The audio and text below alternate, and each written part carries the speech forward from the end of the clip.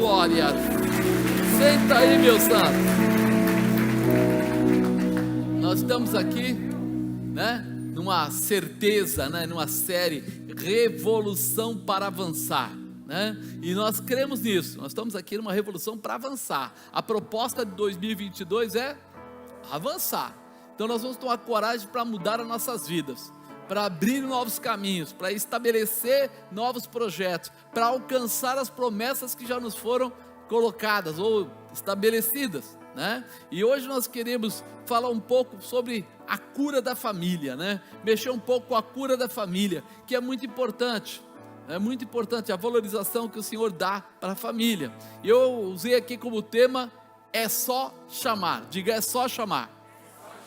Amados, muitas vezes a gente não percebe que nós estamos reclamando, nós estamos falando sobre outras coisas, nós estamos pensando em outras coisas, mas não estamos chamando quem pode resolver os nossos problemas e a nossa vida. Então o princípio de uma grande mudança é saber quem você vai chamar. É só chamar. É interessante ficarmos atentos como Deus valoriza a família. Você reparou? Deus valoriza demais a família. É por isso que o inimigo fica lutando tanto para destruir as famílias. É por isso que hoje a gente vê tanto essa história de ideologia de gênero, essa história de homossexual, lesbianismo, não sei o que, não sei o que lá. O diabo sabe, ele precisa destruir o que Deus ama. E se tem uma coisa que Deus ama, é a família. Então nós precisamos ficar atentos. Desde o princípio, Deus estabelece o homem, mas em seguida, né, ele faz algo especial. Ele diz assim, ó, não é bom que o homem esteja só. Vou fazer uma girafa para ele. Não foi uma girafa? Vou fazer um camelo para ele. Meu, o camelo é legal, é grande. Vou fazer coisa maior, é um elefante, leoa, macaco, sei lá. Não, nada. O homem deu nome para todos os animais. Mas na hora que Deus olhou para ele, viu que ele estava só, disse que ia fazer para ele uma adjuntora, uma ajudadora, alguém que completava a vida dele. E é interessante, ele fez a mulher, acredita? E como é que o pessoal reclama que a mulher atrapalha? Se ela é ajudadora, adjuntora, né? Mas eu estou brincando, mas é sério. Ele começa ali a estabelecer a família. Eu não sei se você se lembra, mas ele fala que, não, o Adão vai compartilhar com a Eva. Por que será que Deus não criou outro Adão? Se fosse sei lá, o fulano ali da esquina, o juiz lá do Supremo, ou ele fosse Deus, será que ele ia criar o que agora? O que você acha que ele ia criar? Do jeito que estão fazendo aí fora? Não, homem com homem, mulher com mulher. Quando eu era criança brincava, faca sem ponta, galinha sem pé. Que é para dizer assim, é um negócio doido. Não é assim? E aí de repente Deus mostra para a gente que Ele ama a família. Ele pega e fala assim, vou fazer uma adjuntora. Não mandou outro Adão. Não mandou. Mas não era mais fácil? Se fosse para cuidar no braço, se fosse para ser ágil, se fosse para ser determinado, tal, não era mais fácil criar dois Adãos? Mas ele não criou, ele criou uma Eva. Mas por quê? Veio a continuação. Amai-vos e multiplicai-vos. Então quando ele criou a Eva, ele não criou simplesmente mais um objeto, mais uma pessoa, não, ele criou a outra metade. São duas metades, que os dois juntos tornam-se um. São duas metades, que os dois juntos tornam-se uma família. Sim ou não? Existe uma multiplicação de dois homens só? De duas mulheres só? Então, na visão de Deus, não do juiz, não do bonitinho lá fora, na visão de Deus, uma família, um homem e uma mulher. Por quê? Porque eles têm a capacidade de se multiplicar. É por isso que ele fala, amai-vos e multiplicai-vos, povoai a terra. Se ele tivesse criado dois Adão, provavelmente eles iam ficar até, ia ser até mole demais, porque já pensou, um homem com outro homem, os caras iam falar assim, já trabalhamos, vamos descansar, acabou. Agora com a mulher não, a mulher dá ordem, a mulher manda, a mulher, por que está parado, por que está olhando a televisão, por que está vendo futebol, né? Então se ele falou assim, não, eu não vou deixar o homem em paz, eu vou dar para ele uma metade. Sacanagem, né? Não, brincadeira. Mas na verdade a gente precisa entender o tamanho do amor de Deus pela família. Ele não quer dois seres simplesmente para estarem juntos, não, Ele quer que eles cresçam, frutifiquem, gerem filhos. Qual a diferença de alguém que gera filho e não gera filho? Vou falar de um exemplo meu e da dona Bispa. A gente era recém-casado, e aí chegava um amigo nosso que vinha com uma criança pequena. Aí a criança pequena vai lá e mexe no móvel, tinha lá um enfeite, né? O negócio, ele mexe, ela fala, essa mãe não sabe cuidar.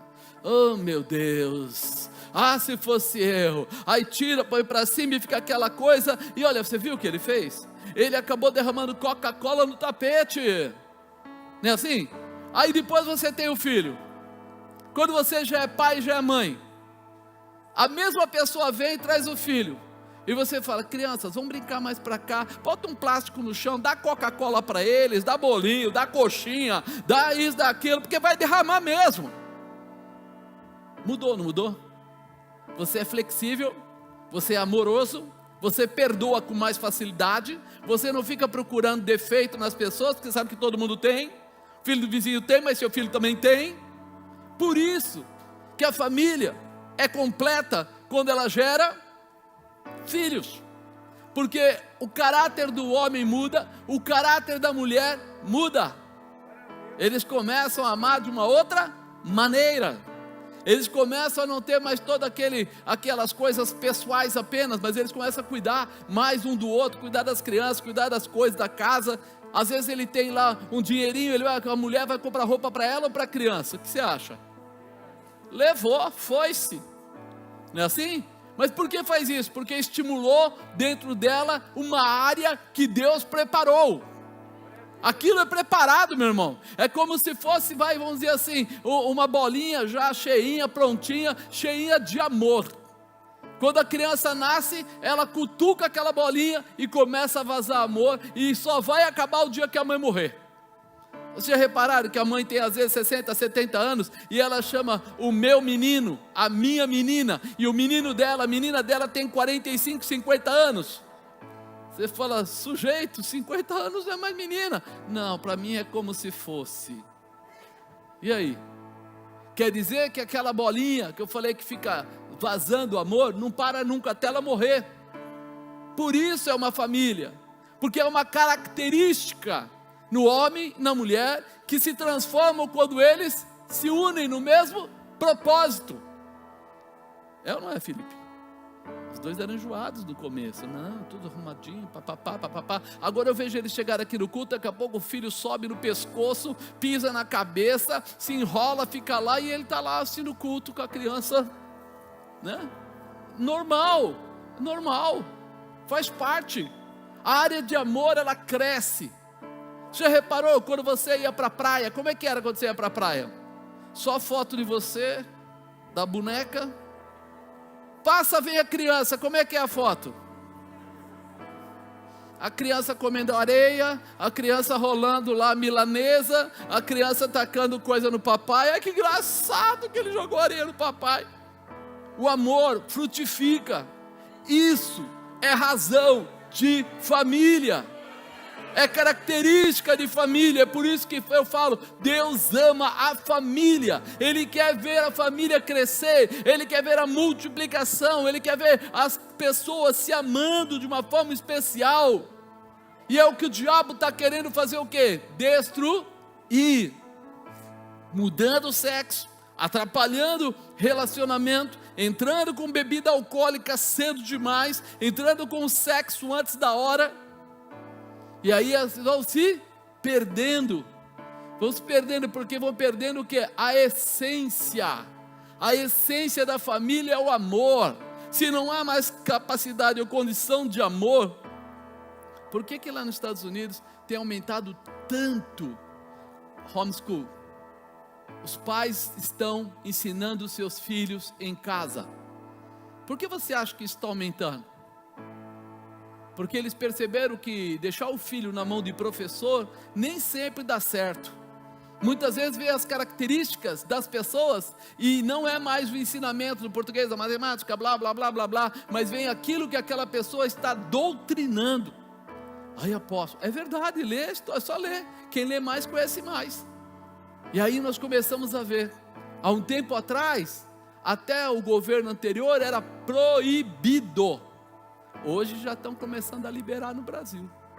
Daqui a pouco você vai ver quantas famílias vão querer ensinar os seus filhos em casa. Não, mas não vai ficar tão inteligente. Não. Você precisa ver um casal que eu conheci lá em Fortaleza, né? A bispa aí estava junto. E o menino aprendeu inglês em casa, sem professor. O outro filho aprendeu inglês em casa. Sabe qual foi o lugar que ele tirou na faculdade lá no Nordeste, lá que ele fez? Primeiro lugar. Em 3 ou 4 faculdades ele tirou em primeiro lugar. Porque quando ele ia estudar, ele estudava. O pai e a mãe dele ajudaram ele em um monte de coisa. E aí ele chamou o Fernando para nadar e falou para ele assim: vamos brincar de atravessar a piscina. Ele tinha mais ou menos, acho que uns 6, 7 anos a menos que ele. Eu vou atravessar daqui até lá e voltar. Vamos ver quem vai mais rápido? O Fernando falou: que judiação, menino magrinho. Meu irmão, enquanto o Fernando foi e voltou, o menino foi acho que umas 4 vezes. Foi criado sozinho, num lugar, pode-se dizer, quase assim chácara, lugar retirado. Sabia mais do que todos nós. Tinha lá um conhecimento profundo.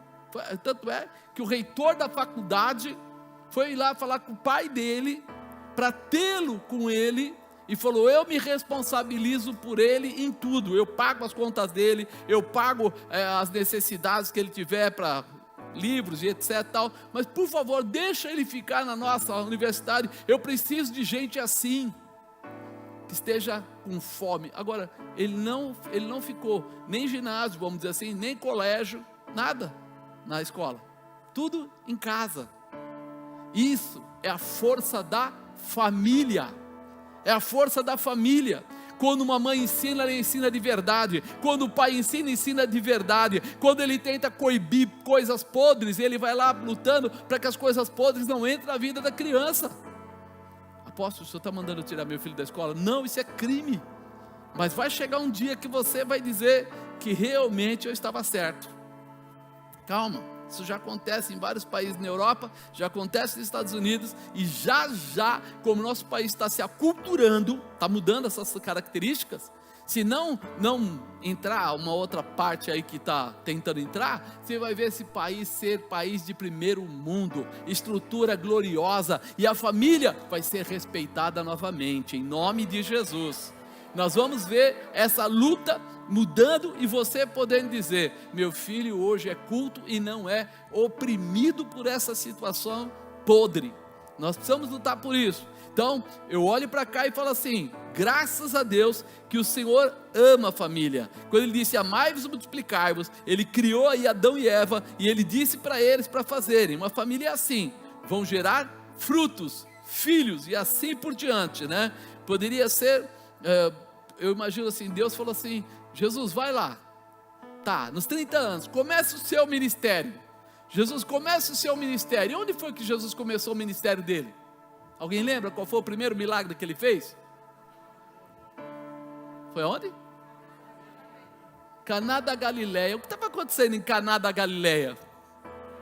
Um casamento. Ele não podia ter feito um milagre no hospital, um milagre na rua, um milagre sei lá onde, numa guerra, não sei lá onde. Não, o primeiro milagre de Jesus foi junto com família. Então nós começamos a perceber o quanto Deus tem amor pela família. Por isso você não pode aceitar a sua casa, a sua família sofrer e deixar as coisas como estão. Você precisa olhar, e quando ver alguma coisa errada, você vai apresentar a Deus. Você vai chamar quem pode mudar toda a situação da sua vida. Tem algo na sua família que precisa mudar? Você é capaz, você pode. É só chamar. Diga, é só chamar. Assim nós percebemos que Jesus ama fazer milagres na família, ama restaurar a família. Pode ser dificuldade de enfermidade, pode ser com cônjuge, pode ser de finanças, pode ser com filhos, pode ser qualquer situação que está dentro da família. Ele tem prazer de mexer com isso. Se você desejar uma restauração na família, bastará você chamar por Jesus e Ele manifestará a sua glória também na sua família. Você tem feito isso? Ou você é do tipo que primeiro dá o Doril, primeiro dá o remedinho, primeiro chama alguém para reclamar, primeiro procura saber o que pensa o advogado, o que pensa o juiz, o que pensa, sei lá, o médico, o que pensa o professor? Ou você é aquele que quer saber o que Jesus pensa? São características, são escolhas, né? Um exemplo é a sogra de Pedro. Não vai rir não. É a sogra de Pedro, Lucas 4,38. Ora, levantando-se Jesus da sinagoga, entrou na casa de Simão Pedro, e a sogra de Simão estava enferma com muita febre, e rogaram-lhe por ela, e inclinando-se para ela, repreendeu a febre, e esta a deixou, e ela, levantando-se, logo servia-os. Ela estava enferma, a sogra de Pedro estava enferma. Não vai falar mal da sogra, que agora é hora de família, é hora de falar bem, né? E de repente ela estava enferma. E aí Jesus estava passando por ali, acabou entrando por causa de Pedro. Chega lá dentro, ele fica sabendo que ela estava enferma. Eles chamam Jesus, pedem para ele orar, ele ora, ela é curada. Imediatamente a febre cessou. Qual a próxima coisa que ela faz? Começar a servi-los. Quando nós entendemos isso, nós entendemos a diferença de quando há um milagre dentro da família e quando há um milagre simplesmente financeiro ou qualquer outra coisa. Quando alguém chega aqui e fala: apóstolo, eu preciso ganhar mais dinheiro, eu preciso comprar uma casa, eu preciso de um carro, eu preciso viajar para sei lá onde e tal, a gente ora, a pessoa consegue o dinheiro, ele viaja e se manda. Quando acontece um milagre dentro da família, olha o que acontece. A sogra de Pedro acabou de ser curada, a primeira coisa que ela faz é ir lá e servi-los. O amor, quando é restaurado, ele não diminui, ele cresce, ele não se perde, ele começa a servir. Por isso que o Senhor gosta de fazer milagres dentro da família, porque traz o que? Consideração, traz o que? Honra, traz o que? Respeito, traz o que? Realização, traz uma nova condição. Você e sua casa precisam viver essa manifestação, a bênção de Deus. O que foi que Josué falou? Eu e minha casa serviremos a visão de preferência, de escolha, de intimidade, de realização, passa pela mesma vontade de Deus. Ou seja, quem conhece a Deus quer viver o que Deus nos dá. A casa em paz. Existe paz numa casa quando o filho está doente? Existe paz numa casa quando o marido e a esposa não conseguem conversar? Só no giraia? Não. Existe paz numa casa quando de repente está faltando recurso para comprar comida, comprar as coisas? Então eu preciso começar a entender a vontade de Deus, de restaurar a minha casa como um todo. A vontade de Deus não é deixar você passar necessidade, não é deixar, apóstolo, e por que acontece? Talvez Ele esteja querendo ver o que você faz quando vê uma dificuldade, como você reage. Porque tem gente que quando não tem dinheiro, está apertado, a primeira coisa que ele procura é alguém para pedir dinheiro emprestado. Isso resolve? Não. Isso causa mais um problema.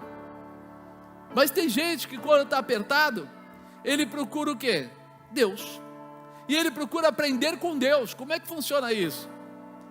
Dai e dar-se-vos-á, boa medida, recalcada, sacudida, transbordante, vos trarão no vosso regaço.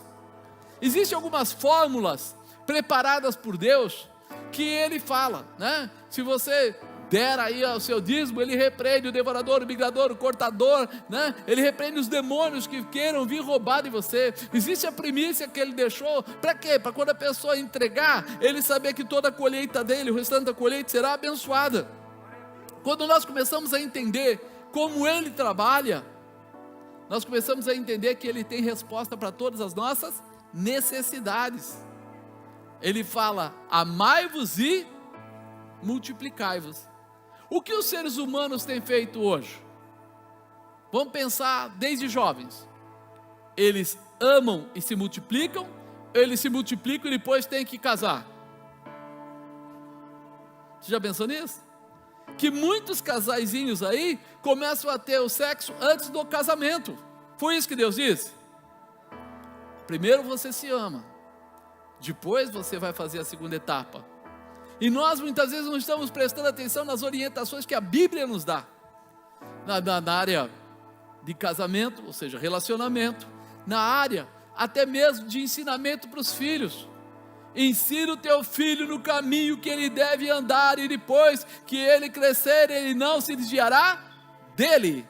O que ele está falando? Que o culpado somos nós quando não ensinamos a nossa criança desde pequeno, porque aquilo que o mundo é mais forte do que nós, é o que vai manter a mente do meu filho. Se eu jogar ele na televisão muitas horas, ele vai ficar recebendo informações de quem? De mim ou da televisão? Se eu deixar ele para a escola e não perguntar para ele o que ele está fazendo na escola, o que acontece, que se passa, daqui a pouco a doutrina vai ser da escola. Se eu der para ele um celular e não souber com quem ele fala, amanhã ele pode ser até abusado e nós não vamos nem saber.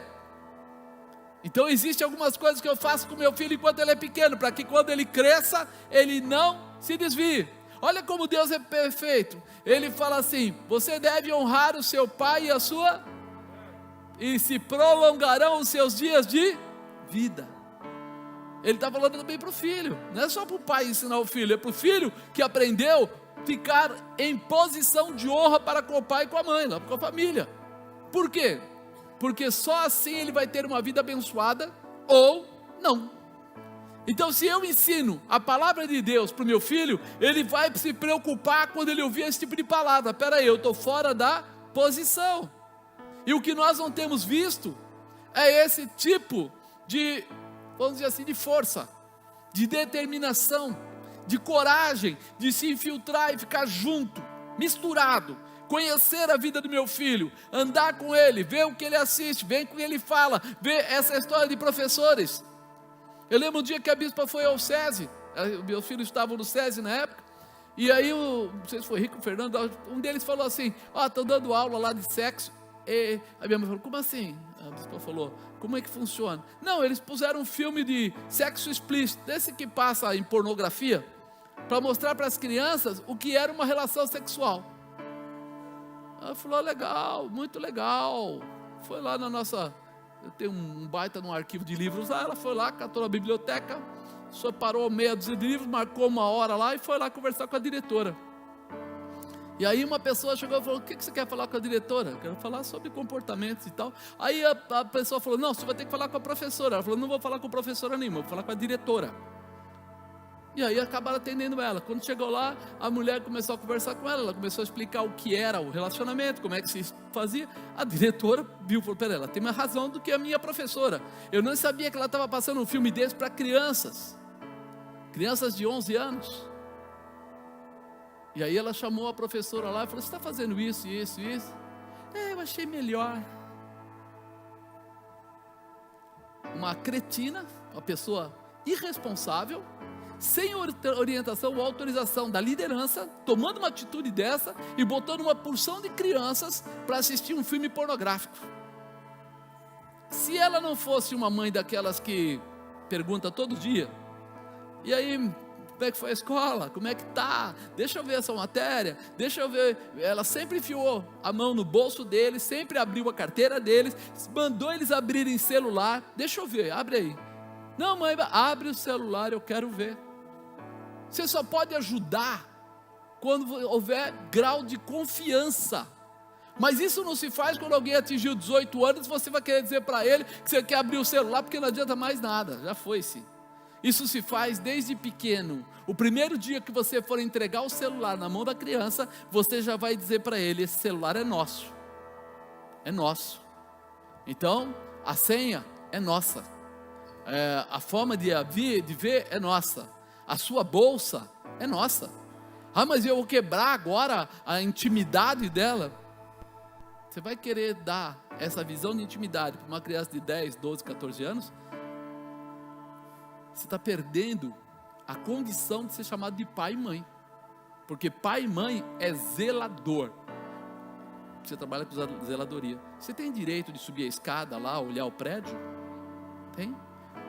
Ele é zelador, chefe de uma grande empresa e tal, e ele tem liberdade de andar e ver como é que está o prédio. Deixa eu ver aí o elevador, deixa eu ver. E você não consegue ser o zelador do seu filho, de ver como é que está o seu filho? Um elevador que não é cuidado, de repente, num dia para o outro pode cair. Um filho que não é cuidado, pode se tornar um grande problema na família. Entra alguém mais esperto que você, e amanhã seu filho está usando droga, porque você não teve coragem de olhar o que ele fazia. E aí você vai dizer: ó Deus, onde o Senhor estava quando isso aconteceu? Ele vai dizer para você: e você, neguinho, onde você estava? Eu estou aqui, e você onde estava? Então a primeira coisa é entender que Deus ama a família. Deus quer restaurar a família, Deus quer proteger a família, Deus quer liberar a família, mas há uma parte que cabe a cada um de nós. É você e eu o responsável. Nós precisamos olhar para isso e não ter dúvidas, né? Ela estava enferma, eles chamaram Jesus e pediram que a curasse. Jesus repreendeu a febre e curou ela, e ela saiu já participando. Deixa eu ler aqui a palavra para você. Marcos capítulo 9, versículo 14. Marcos 9, 14 fala assim: e quando se aproximou dos discípulos, viu ao redor deles grande multidão, e alguns escribas que disputavam com eles, e logo toda a multidão, vendo, ficou espantada, e correndo para ele, o saudaram. Perguntou aos escribas: que é que discutis com eles? E um da multidão respondendo disse: mestre, trouxe-te o meu filho, que tem um espírito mudo, e este, onde quer que o apanha, despedaça-o, e ele espuma, e range os dentes, e vai se secando. E eu disse aos teus discípulos que o expulsassem, e não o puderam. E ele respondendo lhes disse: ó geração incrédula, até quando estarei convosco? Até quando vos sofrerei ainda? Trazei-mo. Trouxeram-lhe, e quando ele viu, logo o espírito se agitou com violência, e caindo o endemoniado por terra, revolvia-se espumando, e perguntou ao pai dele: quanto tempo há que lhe sucede isto? E ele lhe disse: desde a infância, e muitas vezes o tem lançado no fogo e na água para o destruir. Mas se tu podes fazer alguma coisa, tem compaixão de nós e ajuda-nos. E Jesus disse-lhe: se tu podes crer, tudo é possível que crer. Logo o pai do menino, clamando com lágrimas, disse: eu creio, Senhor, ajuda a minha incredulidade. E Jesus, vendo que a multidão concorria, repreendeu o espírito imundo, dizendo-lhe: espírito mudo e surdo, eu te ordeno, sai dele, não entre mais nele. E ele, clamando e agitando com violência, saiu, e ficou o menino como morto, de tal maneira que muitos diziam que estava morto. Mas Jesus, tomando pela mão, o ergueu, e ele se levantou. E quando entrou em casa, os seus discípulos lhe perguntaram à parte: por que ou não pudemos nós expulsar? Disse-lhes: esta casta não pode sair com coisa alguma, a não ser com oração e jejum. Aí nós já começamos a entender que Deus está falando com algumas pessoas aí, né? Tem coisas que podem ser mudadas? Pode, mas não é por empolgação, é por posicionamento. Tem algo para se fazer. Então, primeiro, nós falamos, é só chamar. Primeiro, confie em Jesus. Afinal, em quem você tem confiado a sua vida? Você já pensou nisso? Em quem você tem confiado a sua vida? Olha o que ele fala: e um da multidão respondendo disse: mestre, trouxe-te o meu filho, que tem um espírito mudo, e este, onde quer que o apanha, despedaça-o. Ele espuma, arranja os dentes, vai secando, e eu disse aos teus discípulos que o expulsassem, e não o puderam. Ele disse que veio procurar Jesus, mas na verdade ele foi falar com os discípulos de Jesus. O espírito mudo não respeita pessoas. Não é pessoas que ele vai respeitar. O espírito maligno só respeita a autoridade vinda de Jesus. Diga: espírito maligno respeita a autoridade de Jesus. Isso é importante ficar no nosso coração. Eu tenho que ter a autoridade de quem? Não adianta eu dizer, mas eu frequento a igreja A, B, C, D, F, G, eu sou convertido há 1, 2, 10, 20 anos, isso não muda nada.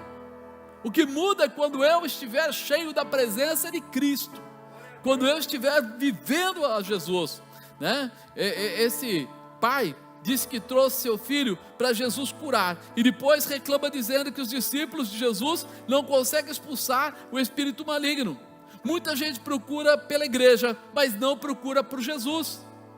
Tem um monte de gente que vem na igreja, mas não vem para ver Jesus. Ele vem meio que, será que tem uma saída para o que eu preciso? Será que vão fazer? Porque, amado, Jesus ele não é algo como um enfeite, ele não é um microfone, ele não é uma câmera, ele não é o telão. Jesus é onipotente, onipresente, onisciente. Se você vem atrás dele, já venha cheio dele, já veio buscando nele, porque ele tem resposta para você. Muita gente pede oração, mas não procura por Jesus. Muita gente procura pela palavra, mas não procura pela palavra manifesta de Jesus. Tem gente que chega na igreja e ouve a palavra, mas ele vai para casa e nem olha para a Bíblia. Então ele não está procurando por Jesus. Ele está de repente até mesmo vindo aqui, recebendo a palavra, às vezes se empolgando por alguma coisa. Nossa, hoje o testemunho falou comigo, hoje essa palavra falou comigo. Mas você vive de uma conversa só? Ou todos os dias você quer ter relacionamento? Você já pensou se falasse com você, a gente vai conversar 1 hora por semana, e depois você vai ficar mudo, calado, sem conversar com mais ninguém? Você vai falar, eu vou ficar louco, ficar num silêncio né?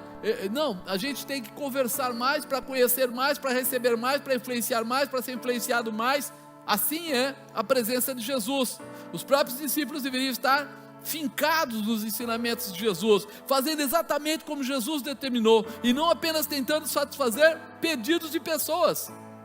Eles não estavam lá para satisfazer o pedido daquele pai simplesmente, eles estavam lá para exercer a autoridade de Jesus. Aquele pai veio, tem um demônio, tem que expulsar o demônio, e vai expulsar o demônio, vai libertar, vai curar. E se viesse outro também, e outro também. Por quê? Porque ele não estava lá para satisfazer pessoas, mas para fazer a palavra de Deus se manifestar na terra. E você, o que você tem feito? Será que você é uma ferramenta de manifestação do poder de Deus na terra? Será que a sua oração acontece todo dia, descansado ou não, meio dormindo, meio acordado? Levanta, anda, toma água, continua, vai fazer a sua oração para não perder a sua intimidade? Ou você só faz isso quando os outros estão vendo? É complicado. Nunca podemos esquecer que somos representantes de Jesus onde estivermos. Por isso devemos fazer exatamente como Jesus determinou, né? Ele fala para a gente pregar o evangelho a toda criatura, ele fala para a gente libertar o cativo, restaurar o aflito, e eu preciso começar em casa. Ele não fala para amar o próximo como a ti mesmo? Sim ou não? Quem é mais próximo de você do que aquela mulher que dorme no travesseiro do lado, do que aquele filho que dorme no quarto do lado? Então o primeiro que você tem que amar é aquela pessoa que está do seu lado. O primeiro que você tem que amar é aquele filho da mesma casa. Não é que você não vai amar as pessoas lá fora, mas se eu não consigo amar e cuidar desses, eu vou querer mexer lá fora?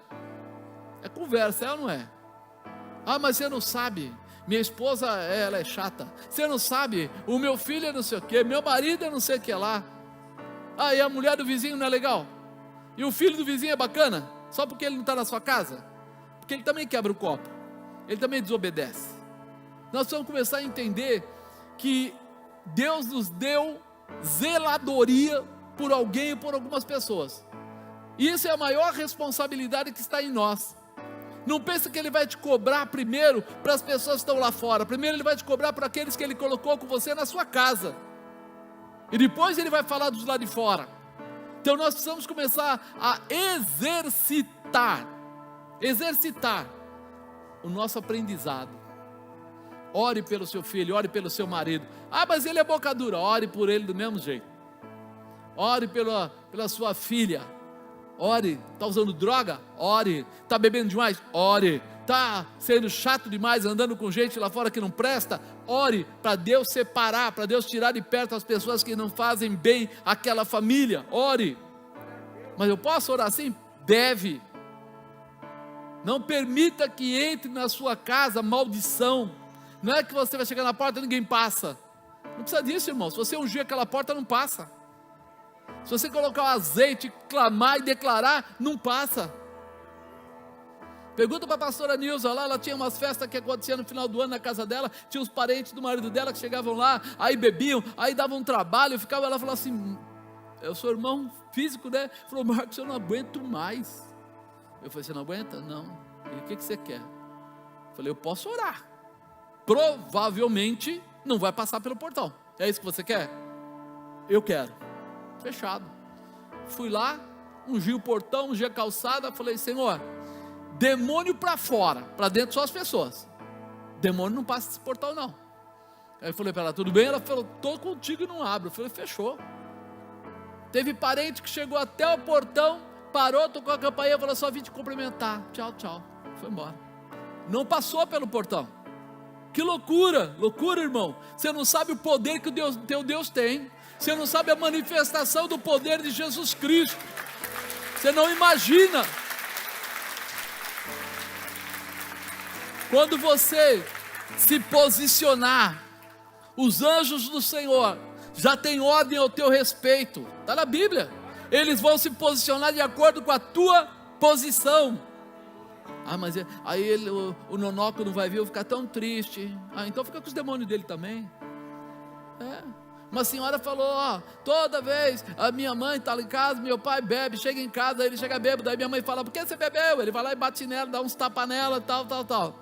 Aí nós fizemos uma campanha, eu falei, traz o tapete da porta. Ela trouxe. Falei, tá aí, ungimos, tal. Pode pôr o tapete na porta. O homem chegou até a porta e não passou por cima do tapete. Sabe onde ele dormiu? Do lado de fora, do lado do tapete. Só de manhã, que já tinha passado o efeito do álcool, tudo, ele falou, eu não sei o que aconteceu. Ontem eu não consegui entrar em casa. Há um Deus todo-poderoso que está olhando para a sua casa, para a sua família. Mas Ele só vai agir quando você agir. Ele só vai se manifestar quando você se manifestar. Caso contrário, Ele não vai se manifestar. Por quê? Porque Ele espera a sua ação. Nunca podemos esquecer que somos representantes de Jesus, onde estivermos, por isso devemos fazer exatamente como Ele determinou. Ele expulsava o demônio. E você? E você? Eu olho o demônio. Eu tenho que saber que tem certas coisas que eu não posso mudar. Se você casou e a pessoa era do mundo, você não pode mudar ela simplesmente.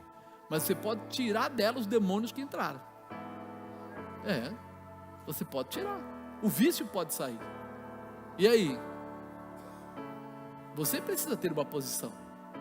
Porque quando você começar a lutar, provavelmente primeiro vai ficar meio agitado. Primeiro agita. E depois, quando você vai lavar roupa, você pega a roupa, só põe no sabão, tira e já põe no varal? Ou você bota na máquina e aquele negócio fica... O que está fazendo naquela hora? Esfregando. Depois que esfrega, aí vem lá a água e começa a tirar o sabão. Tira o sabão assim, só... Oi! Aí gira que nem um negócio peão doido. Aí depois joga água de novo, gira de novo, joga água de novo, gira de novo. Aí gira mais um pouco e depois você tira. Está quase seca a roupa. Primeiro teve que... Então quando você começar a orar pela sua família, não se assuste se aparentemente primeiro ficar mais complicado. Se primeiro a pessoa ficar assim, não, porque isso, porque aquilo, eu não quero você na igreja, eu não quero isso, eu não quero... Não discuta, nem tente orar pessoalmente pela pessoa. Continue lá no canto, no seu quarto, a orar. Porque o Espírito de Deus pode todas as coisas, está em todos os lugares e sabe de todas as coisas. Ele vai avançar nos flancos, nos detalhes, e vai dar a resposta que você precisa, né? Quem olhar para você não deverá ver você, mas deverá enxergar Jesus. As pessoas quando olharem para você não vão ver você, eles vão ver Jesus. Quando Moisés subiu no monte, desceu do monte, teve um brilho no rosto dele. Quando as pessoas olhavam para ele, não conseguiam enxergar o rosto de Moisés, mas conseguiam enxergar o brilho de Deus na vida de Moisés. É esse brilho que vai agora ofuscar todo o ataque de Satanás. Segundo, Jesus espera pelo seu chamado. Foi isso que eu disse agora? Ele espera pelo seu chamado. E ele, respondendo, lhes disse: ó geração incrédula, até quando estarei convosco? Até quando vos sofrerei ainda? Trazei-mo. Trouxeram-no, e quando ele ouviu, logo o espírito o agitou com violência, e caindo endemoniado por terra, revolvia-se espumando. Perguntou ao pai dele: quanto tempo há que lhe sucede isto? E ele disse: desde a infância, muitas vezes tem lançado no fogo, na água, para o destruir, mas se tu podes fazer alguma coisa, tem compaixão de nós e nos ajuda. Jesus estava esperando o quê? O chamado. Ele falou que desde a infância, desde criança, há aquela enfermidade, mas o pai sabia da enfermidade, mas o que é que o pai estava fazendo por essa enfermidade? Como é que ele estava reagindo? Você vê que ele apresenta aos discípulos de Jesus e fala: ó, eu trouxe até eles, e eles não puderam fazer nada. O que é isso, irmão? Nós vamos achar culpado para nossas dificuldades, ou nós vamos nos associar para vencer qualquer barreira? Você vai ter que escolher. Você é um membro da igreja que vem aqui para achar defeito, ou você é uma ferramenta de Deus que vai se unir a outra ferramenta e vai derrotar Satanás pelo poder que opera em nós? Você vai ter que escolher. Qual é a sua parte? É muito importante você se lembrar que você foi chamado para fazer coisas tremendas, que sozinho você não consegue, mas juntos nós somos mais fortes. A Bíblia diz que o cordão de 3 dobras é mais difícil de quebrar. Quando nós começamos a entender, se mover, a gente fala: não, eu sei que Deus pode, e eu vou entrar por esse caminho. A autoridade é adquirida de acordo com as nossas crenças e comportamentos. Eu sei que existe Deus, eu sei que existe Jesus, eu sei que os demônios correm dele, mas o meu comportamento é que vai definir o fato. Aquilo que eu faço. A autoridade não se delega, se adquire. Ou você tem, ou você não tem. Você vai ter que adquirir. Nós vemos pessoas que estão na igreja há 30 anos, 40, 50, e não muda nada. E vemos pessoas que estão na igreja há 3 meses, 4 meses, e já mudou muita coisa. É uma escolha. Aquilo que eu vou fazer é uma escolha minha. Eu sei como buscar, e eu vou buscar essa autoridade, vou me encher desse poder, vou conhecer essa manifestação, vou viver essa realização, porque o poder de Deus vai se estabelecer em mim. Eles ouviram ensinamentos de Jesus, mas não estavam praticando. Os discípulos geraram uma dúvida neste pai. Olha que situação. Será que Jesus pode libertar o meu filho desse demônio? Porque não foi essa a pergunta aqui que ele fez? Deixa eu ver aqui de volta. Mas se tu podes fazer alguma coisa, tem compaixão de nós.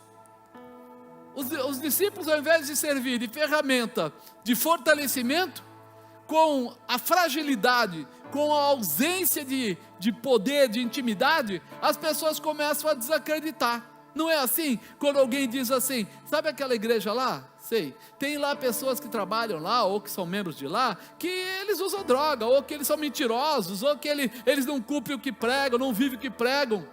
Eu estou levantando a presença de Cristo, ou eu estou envergonhando?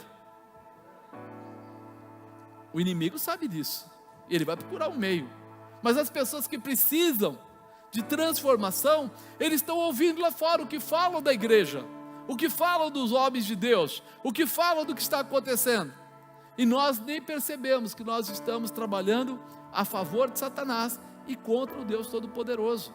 Então nós precisamos tomar muito cuidado com o que nós deixamos de fazer, porque o que nós não fazemos também vai ocasionar dúvida nas pessoas, vai ocasionar medo nas pessoas. As pessoas não sabem, vale a pena ir para a igreja? Para quê? Olha lá, não muda nada a vida da pessoa, por que eu vou lá? E aí a impressão que nós vamos ter é que Deus não está operando, mas a verdade não é que Deus não está operando, nós não estamos nos conscientizando e tomando posse da promessa de Deus. Amém? É importante. Mas se tu podes fazer alguma coisa, tem compaixão de nós e ajuda-nos. O Pai pede a misericórdia de Jesus, por isso ele termina dizendo: ajuda-nos. Se você pode, Jesus, nos ajuda, porque a coisa está difícil, está feia. Jesus nunca nega misericórdia aos que o chamam. Lembra daquele cego? Filho de Davi, tem misericórdia de mim. Ele foi lá ou não foi?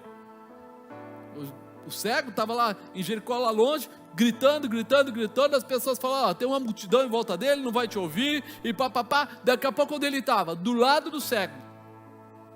O que você quer que eu faça? Ele foi perguntar para o cego: o que você quer que eu faça? Ele ouviu, e ele foi atrás da petição, da chamada. Jesus nunca vai negar misericórdia a você, pai, a você, mãe, a você, filho. Quando você clamar, quando você chamar, quando você buscar, Ele vai se mover na tua direção e vai responder a você na sua busca, principalmente quando você está apresentando sua família. Você está apresentando algo que Ele ama, algo que Ele quer ver. Terceiro, Jesus desfaz a sua incredulidade. Jesus acaba com a incredulidade, porque normalmente Ele faz milagres, encontra fatos no argumento. Quem aqui já recebeu algum milagre na sua vida? Faz assim com a mão, dá uma olhada em volta aí. Dá para você ser incrédulo? Você pode até ser safado, você pode até, ser malaco, fazer o que você quiser, mas falar que não dá, não acredito, é mentira, porque você viu um milagre na sua vida. É isso que Ele faz, Ele traz a motivação. Jesus disse: se tu podes crer, tudo é possível que crê. E logo o pai do menino, clamando com lágrimas, disse: eu creio, Senhor. Ele disse isso, ele falou assim, que se eu crer eu vou ver a glória, vai acontecer alguma coisa que, tudo é possível, crer, vai acontecer alguma coisa, eu creio. Mas ele falou naquela empolgação. Sabe quando você fala assim: você quer, quero, mas você nem sabe direito o que você quer, você nem sabe se vai acontecer mesmo. Ele usou aquele momento assim como se dissesse: eu preciso de ajuda, eu vou responder de uma forma rápida. Mas em seguida ele fala: ajuda a minha incredulidade. Ele percebeu: eu sei que Jesus pode, eu sei que Jesus está fazendo umas coisas muito loucas por aí, mas eu não tenho fé para ver um milagre tão grande. Eu não tenho fé para ver anos e anos do meu filho doente ser curado imediatamente. Então ele vai pedir o quê? Senhor, se eu preciso ter fé, me ajuda a ter fé, me ajuda na minha incredulidade. E talvez você deveria estar pedindo isso também, porque você muitas vezes fica aí dizendo: Senhor, eu sei que o Senhor pode, mas não está acontecendo. Eu sei que o Senhor faz, mas não está acontecendo. Eu não acredito comigo mesmo, eu acredito no filho do vizinho, no filho da vizinha, no marido da vizinha, numa mulher da vizinho, mas eu não consigo acreditar na minha casa. Ajuda-me, Senhor, na minha incredulidade, porque hoje a minha vida vai mudar. Precisa ser assim.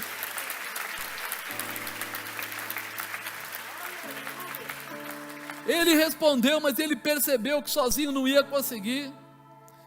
O pai percebe e ele corre, se adianta em pedir essa ajuda. E o melhor de tudo, Jesus nunca vai negar para você. A palavra é muito clara quando diz que ninguém que foi até Ele foi lançado fora. Mas você tem que ir até Ele, você tem que clamar com Ele, você tem que pedir para Ele.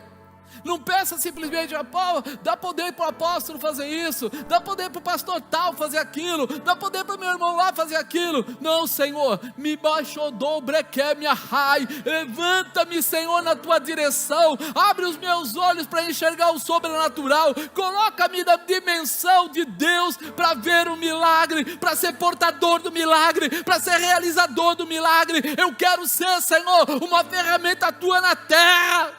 Quero ser. É necessário. O pai tomou a melhor atitude. Ele declara a sua fragilidade em atingir a fé.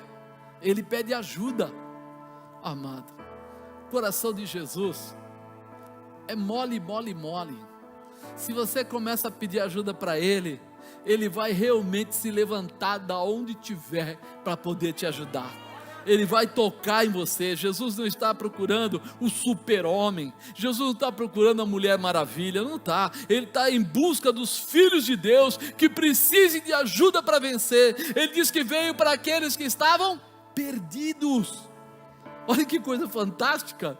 Ele não espera que você seja o Todo-Poderoso, Ele espera que você apenas reconheça nele a tua verdadeira salvação, a tua liberação. Seja sincero, se libere na presença de Jesus e receba a sua ajuda. É só chamar, diga, é só chamar. Quarto, Jesus liberta. E Jesus, vendo que a multidão concorria, que estava se ajuntando, repreendeu o espírito imundo, dizendo-lhe: espírito mudo e surdo, eu te ordeno, sai dele e não entres mais nele. E ele, clamando e agitando com violência, saiu, e ficou o menino como morto, de tal maneira que muitos diziam que estava morto, mas Jesus, tomando pela mão, o ergueu e ele se levantou. Jesus nunca lança ninguém fora. Se ele veio para fazer, Ele faz, Ele tem a resposta. Importante verificar que Jesus se sensibilizou com o Pai.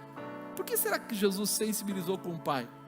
Ele conhece toda a geração, vamos dizer assim, o nascer, o crescer, o desenvolver, o alimentar, o que o papai e a mamãe trabalham, quantas vezes eles negam a si mesmos para fazer uma família progredir. Ele conhece tudo isso. Ele sabe, Ele deu a vida dele por cada um de nós. Mas Ele lembra: meu Pai amou o mundo de tal maneira que me enviou como unigênito, para que todo aquele que estiver aí crer tenha vida eterna, seja salvo, seja liberto. Como Ele vai deixar você nessa situação, né? Jesus se sensibilizou com o Pai. Ele chama, sabe como Ele chama o pai de casa, o pai da família? Ele chama de sacerdote. Ele compara um pai de família a um sacerdote, alguém que exerce o sacerdócio, alguém que ensina, alguém que ora, alguém que libera, alguém que faz coisas que vêm da parte de Deus. Ele é o maior responsável em casa pela família. Por isso que a gente costuma falar para as pessoas: papai, é você que tem que ungir os seus filhos, não é a mãe faz, e a mãe, não, o certo é você, pai. Você foi colocado como sacerdote do lar, a autoridade está sobre a sua cabeça, o poder está nas suas mãos, e a determinação Deus te dá. Então exerça. Mas eu não tenho marido, meu marido não faz. Aí você assume, mas você está assumindo por uma fragilidade daquela pessoa. Você está tentando agora colocar em ordem algo que foi um problema, que aconteceu. Mas saiba disso, ore para que ele seja sacerdote do lar, para que ele seja restaurado, porque uma casa perfeita tem um sacerdote e uma sacerdotisa. Tem aí um casal: mas apóstolo, porque eu não sei orar direito. Pois não ore direito, ore do jeito que você sabe, mas fale com Deus, porque a tua boca vai chamar a presença do Senhor. A tua boca vai chamar. O demônio queria envergonhar Jesus. Aquele menino caiu no chão e disse que ele parecia que estava...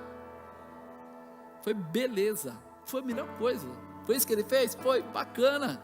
Agora todo mundo vai ganhar ainda, sabe, mais uma visão. A visão era de libertar do demônio. Bacana, legal. Mas agora todo mundo pensa que ele está morto. Então ao invés de só libertar ele do demônio, aí vai libertar do demônio e ainda vai parecer que ele ressuscitou. Poder dobrado, milagre dobrado. É isso que acontece. Jesus, vendo que a multidão concorria, estava se apertando ali, repreendeu o espírito imundo, dizendo: espírito mudo surdo, te ordeno, cai fora. E ele, clamando, agitando com violência, saiu. Ficou o menino como morto, de tal maneira que muitos diziam que estava morto. Mas Jesus, tomando pela mão, o ergueu e ele se levantou. Na tua casa Deus vai levantar, vai estabelecer, Deus vai curar, vai prosperar, vai restaurar. Esse casamento vai ser uma bênção, esse relacionamento vai ser fantástico. Você não casou por obrigação, você casou por amor, e esse amor vai ser restituído para a glória de Deus, em nome de Jesus. Aproveitar.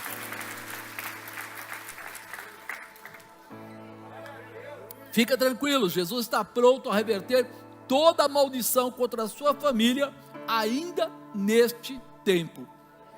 Esse é o ano de avançar. Esse é o ano que Deus vai mudar na tua casa o que tem que ser mudado. Se for necessidade de cura, haverá cura, libertação, prosperidade, restauração, amor, seja lá o que for, ventre aberto, vai começar a fazer coisas fantásticas. Mas você precisa fazer o quê? Chamar. Diga, é só chamar. Quinto e último, Jesus revela o segredo. Aí Jesus vai dar para eles, para os discípulos. Eles perguntam para ele, mas Jesus, só entre nós aqui, a gente está até com vergonha, né? Mas o que aconteceu? Por que a gente não pôde expulsar aquele demônio? E Jesus é muito nobre em dizer para eles, esta casta não pode sair com coisa alguma, a não ser com oração e jejum. Quando ele fala de oração, ele fala de buscar conhecimento e intimidade, chegar mais perto de Deus. Quando ele fala de jejum, ele fala de quebrantamento, né? O jejum vem para quebrantar, para tirar o orgulho, para tirar coisas que nos roubam, situações que nos roubam. Porque, fala a verdade, a pessoa vai orar e tem medo se a oração vai funcionar ou não. Orgulho. A pessoa de repente está lá e está pensando ali em curar alguém, abençoar alguém, ao mesmo tempo que está pensando na conta que ele deixou para pagar para outro dia. Tem áreas de orgulho na vida da gente, que às vezes eu vi uma pessoa um dia falar isso, ele falou assim, eu sou um pastor, eu conheço bastante a palavra, mas eu não perdoo meu sobrinho por isso. Se eu tiver que morrer para o inferno, eu vou, porque eu não vou perdoar ele. Você fala, como pode alguém pensar dessa maneira? Se você chegou a um nível de intimidade com Deus, a tua carne não prevalece mais. A tua carne não prevalece mais. Você pode até dizer, estou triste porque a pessoa fez isso, e eu não vou, mas eu me libero, porque o perdão libera você.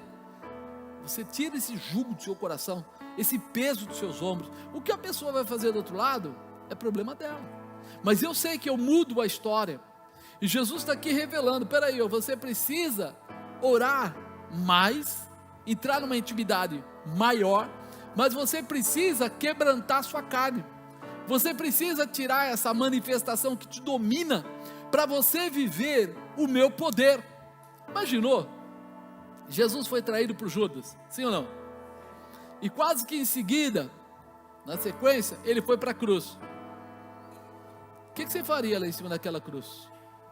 Pai, manda um raio, mata pelo menos meia dúzia, pega aquele romano ali que jogou pedra em mim, Senhor. Ele não podia, ele estava lá para levar os nossos pecados, ele estava lá para chamar para ele toda a maldição que existia sobre a vida humana.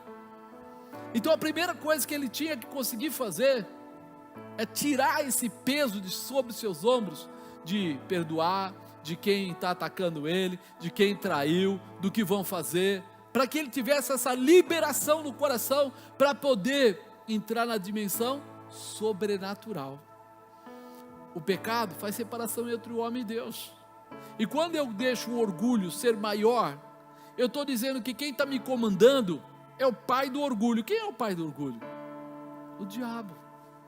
Então peraí, como é que eu vou estar com Deus e com o diabo ao mesmo tempo? Mas apóstolo, não é fácil. Exato. Por isso, quando a gente tem alguma dificuldade, a melhor coisa a fazer é orar para que Deus nos dê graça, para que Ele nos ajude, para que Ele lave a nossa alma, tire essas marcas, essas feridas, e nos dê essa capacidade. É difícil? É. Amados, na vida de pastor a gente passa algumas coisas, e num dado momento na minha vida lá, na Aliança da Paz, já na igreja anterior ali embaixo, um obreiro pegou uma quantia de dinheiro, né, e causou um transtorno, e eu não quis colocar isso na frente das pessoas, então eu fui tentar tratar isso pessoalmente com ele. Ele negou, mas estava lá os documentos e tudo mais, e a gente foi tentando, e não querendo causar, e um dia eu percebi que alguns membros da igreja, uns foram embora, outros começaram a me tratar de uma forma pesada, e aí uma pessoa que era também obreira, chegou para mim e falou assim, Deus vai pesar a mão no senhor. Quem o senhor pensa que é para perseguir um evangelista e tal, e tal, e tal? Eu falei, como é que é? Ele falou, é isso mesmo. Ou o senhor pensa que Deus não está vendo o que o senhor está fazendo? Não estou entendendo, o que o senhor está falando? Aí ela falou, todo mundo já está sabendo que o senhor está perseguindo fulano. Eu falei, a senhora sabe o que está falando? Ela falou assim, sei. Eu falei, então eu vou te explicar um fato. A pessoa, ele, a esposa, pegaram dinheiro, fizeram isso.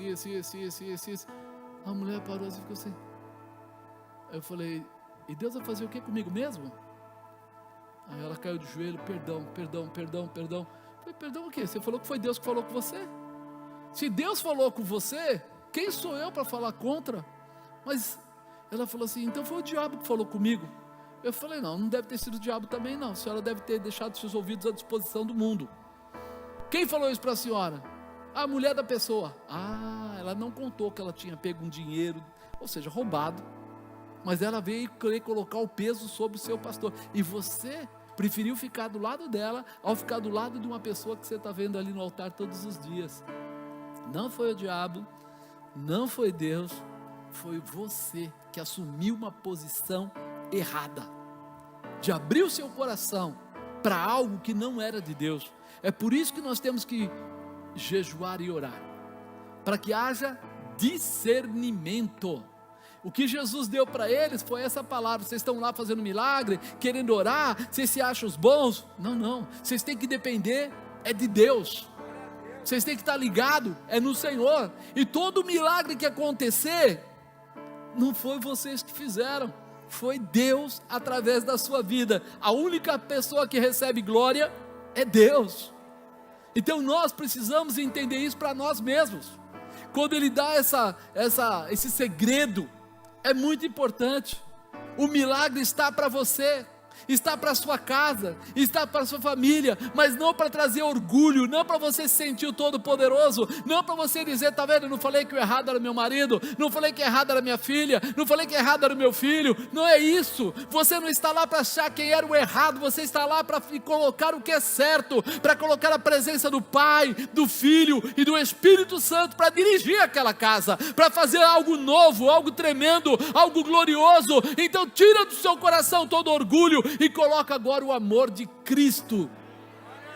Jejua, ora e deixa que o poder de Deus se estabeleça em você. Uma nova vida vai formar no seu coração, né? Em algum tempo percebemos que sem esse ensinamento poderemos ser derrotados. Nós somos frágeis, por isso que Jesus deu essa orientação. Você já percebeu que muitos cristãos, apesar de conhecerem bem a Bíblia, sofrem de ataques diários, e o pior, ficam fragilizados e acabam por ser derrotados e feridos em suas almas. Por isso acabam desacreditando na possibilidade de vencerem os demônios. Ele desacredita porque ele acha que não tem como resolver isso. É pesado demais. Não é pesado demais. É real, é necessário. Jesus está mostrando aos seus discípulos que a ferramenta para grandes vitórias já existe, só precisa ser afiada. Diga, eu já tenho a ferramenta, eu só preciso afiar. Amém? Talvez você pense, mas eu não tenho nada. Não, você tem tudo, só não está afiado, só precisa aperfeiçoar, só precisa deixar ela preparada. Esta casta não pode sair com coisa alguma a não ser oração e Jesus. Parece brincadeira, mas é verdade. É como dissemos, né? Como é que eu vou ficar com o meu organismo fortalecido? Não adianta eu falar assim, você precisa se fortalecer, come bastante. Aí a pessoa come errado e fica inchado, gordo. Não. Quando ele quiser ficar forte, ele tem a alimentação correta. Ele tem aquilo que é necessário para o seu organismo se fortalecer. Nós precisamos disso. Precisamos da palavra, precisamos do jejum para nos fortalecer, para quebrar toda essa área que pode trazer a gordura, que pode trazer o exagero para a nossa carne e fortalecer para que a gente seja uma ferramenta de transformação para quem estiver perto de nós. Você não quer ser obeso, você quer ser forte. Diga, eu não quero ser obeso, Eu quero ser forte. Fala para ele, jejum e oração é a ferramenta para você, né? Os discípulos andavam com Jesus, mas como será que eles estavam em oração e no jejum? Tinha áreas que estavam fragilizadas. Talvez você conheça todas as histórias da Bíblia, mas como é que você está no jejum e na oração? Não precisa responder, só pensa aí, né? Tem gente que fala, já li a Bíblia 5 vezes, outra 8 vezes. Tem uma amiga da bispa uma vez falou, eu li a Bíblia 17 vezes. Eu quase falei para ela assim, o seu comportamento é de quem nunca leu. Porque não adianta, né? Não adianta. Lê, mas não aprende, não aprende nada. Então, não adiantou nada. Nós lemos a Bíblia para conhecer o que Deus quer que eu faça. Eu quero viver essa realidade, né? Talvez você conheça muita coisa, mas nós não precisamos conhecer muita coisa, nós precisamos viver a palavra de Deus. Você quer mudar a sua casa, a sua família? Então assuma este ensinamento simples e prático. Jejum e oração. É simples demais. Ah, mas eu vou orar todo dia, eu não vou aguentar. Meu irmão, Deus não está falando que você tem que orar, ou jejuar, ou se matar. Ele está falando para você se aperfeiçoar ao longo dos dias. Eu lembro, no meu começo de conversão, tinha um pastor aí que ele gostava de jejuar bastante, né? Ele não era da nossa igreja, eu também naquela época nem dirigi igreja, nada, e ele queria, né? Falou assim, eu estou indo para um lugar assim, vou ficar 2 dias em jejum. Aí um rapaz que era amigo nosso falou assim, eu também vou. Ele falou assim, melhor não, mas faz o seguinte, lá tem lanche, lá tem algumas coisas, então você jejua, sei lá, 6 horas, 8 horas, depois você para. Ele falou, não, eu vou jejuar o que você jejuar.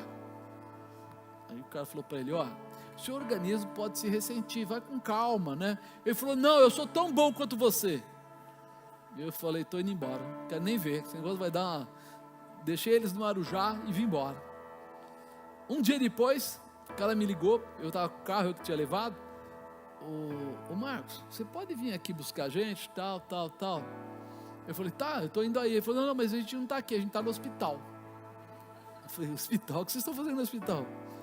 O endereço é tal, chegando lá te explico. Cheguei lá, o cara passou mal, porque ficou sem comer, sem beber água, sem fazer nada, o organismo está acostumado, e acabou desmaiando, aí tiveram que levar ele para o hospital, e aí ele teve que dar soro, aquela coisa toda.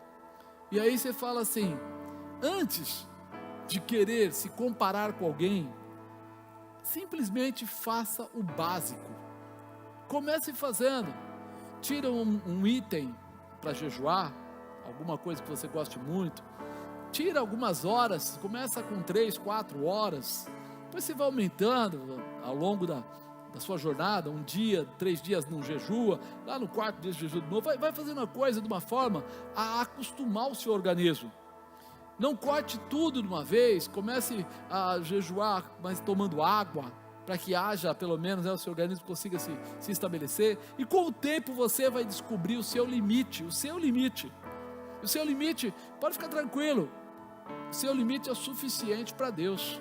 Você não precisa ter o limite do seu vizinho, do seu amigo, do seu primo, tem o seu próprio limite, mas faça com amor, e Ele vai te responder. Então, é só você chamar, Jesus virá para te ensinar e te ajudará a vencer os demônios que lutam contra a sua vida e contra toda a sua família. Então chama logo Jesus, meu irmão, se posiciona, chama Ele, é só chamar, e eu tenho certeza que Deus vai fazer coisas tremendas.